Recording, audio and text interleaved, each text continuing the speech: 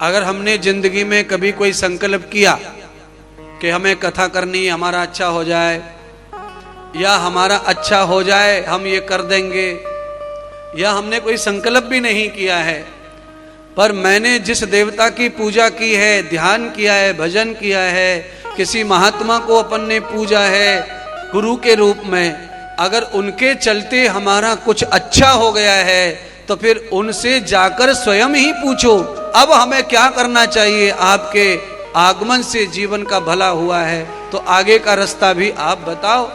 महात्मा जो मार्ग बता दे उसी पे आप आगे बढ़ते जाओ, फिर उसमें लेकिन परंतु कुछ नहीं करना, फिर आगे बढ़ना है। महात्मा को पूछा है, उतना लायक माना है तो महात्मा के शब्द का फिर पालन करना चाहिए। संकल्प हो जाए उसमें भी फिर बीच में लेकिन परंतु दुनिया भर के खड़े हो जाएं, तो इसका मतलब यह है कि मतलब पूर्ति ही महात्मा है। फिर आगे का भविष्य कैसे निर्माण होगा अगर मतलब पूर्ति महात्मा रहेगा तो? काम बनाऊ गुरुजी रहें तो फिर आगे का भविष्य कैसे निर्मित होगा अपना? निर्मित नहीं होगा। कैसे भी जो भी अपने संकल्प हैं वो जितनी जल्दी पूरे हो जाते हैं उतना जल्दी अपना भविष्य उज्जवल होता है, रास्ते साफ होते हैं और रास्ते चौड़े चौड़े होते चले जाते हैं।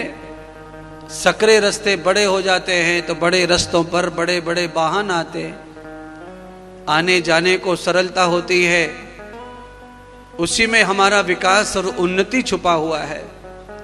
इसीलिए कभी भी शुभ कर्म सत्कर्म को इस प्रपंच के चक्कर में पीछे मत ढकेलो, पीछे मत ढकेलो, नहीं तो आप लिख लेना अगर आपका शुभ कर्म सत्कर्म रुक गया और आप प्रपंच में आगे बढ़ गए तो आगे ऐसी तकलीफ आपको आएगी कि आप एक स्वाहा की आरती भी नहीं दे पाओगे, हाथ न उठे न पैर उठे, बड़ा कठिन समय आ जाएगा। स्वास्थ्य जब बिगड़ता है तो कहीं का नहीं बचता है। एक दो बार स्वास्थ्य बिगड़ा हमारा भी पहले, तो स्वास्थ्य बिगड़ता है तो पानी दूसरों से पीना पड़ता है महाराज। कोई चम्मच से खिचड़ी खिला रहा है, कोई दलिया खिला रहा है, भर जवानी में ऐसा मौका आ जाए, बताओ समय। इसीलिए जितना जल्दी हो जाए अपने कल्याण के कामों को कर लो। प्रपंच तो चल ही रहा है साथ साथ में, प्रपंच किसी का पूरा हुआ नहीं है, जो हमारा और तुम्हारा होगा। ये तो हम जितना करते जाएंगे उतना ही कम है, और जगह दिखती हैं, फिर और काम बढ़ते हैं, पूरा नहीं होता है। आप पूरी धरती को अपना कर लो, पूरा कुछ नहीं होगा।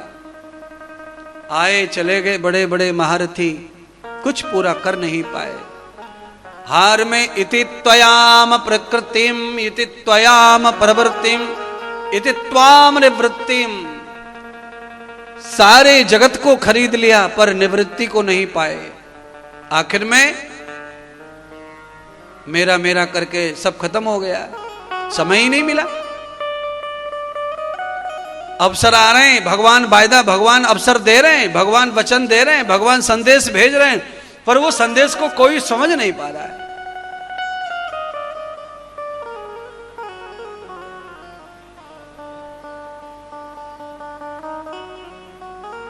भृगु ऋषि ने राजा सोमकांत को कहा कि गणपति भगवान श्री गणाध्यक्ष की कथा श्रवण करो।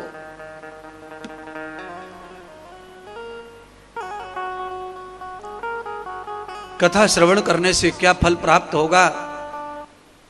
भगवान श्री गणेश को मैं श्रवण करूं कथा के रूप में तो क्या होगा? तो भगवान भृगु ऋषि कहते अहंकार मूली स्वातम, कहा अहंकार का पूरी तरह नाश करने वाला अगर कोई देवता है तो वो गणेश है। गणेश जी को किसी का अहंकार तनक भी, हमारे तुम्हारे भी दिमाग में याददाश्त कम हो रही हो तो हम सबको चाहिए कि याददाश्त को बराबर लाने के लिए सुबह शाम थोड़ी ज्यादा देर नेत्र बंद करके भगवान आदि गणेश के षडाक्षरी मंत्र का जाप करो, ध्यान करो। और भगवान का मंगल स्तोत्र करो, भगवान श्री गणेश के स्तोत्र का पाठ करो। नहीं आता स्तोत्र वगैरह कोई बात नहीं है, पर भगवान श्री गणेश का एक नाम है, उसे जप लो। कुछ भी ना जमे तो खाली यही बोलते रहो, गणेशाय नमः, गणेशाय नमः, गणेशाय नमः, गणेशाय नमः, गंग गणपते, ये कुछ जो पटे सो कहो। पर कुल मिलाकर यह है, उनको ध्यान होना चाहिए तुम्हारा कि तुम्हारा स्तवन हो रहा है, वो मेरा जाप कर रहा है, मेरी स्तुति कर रहा है,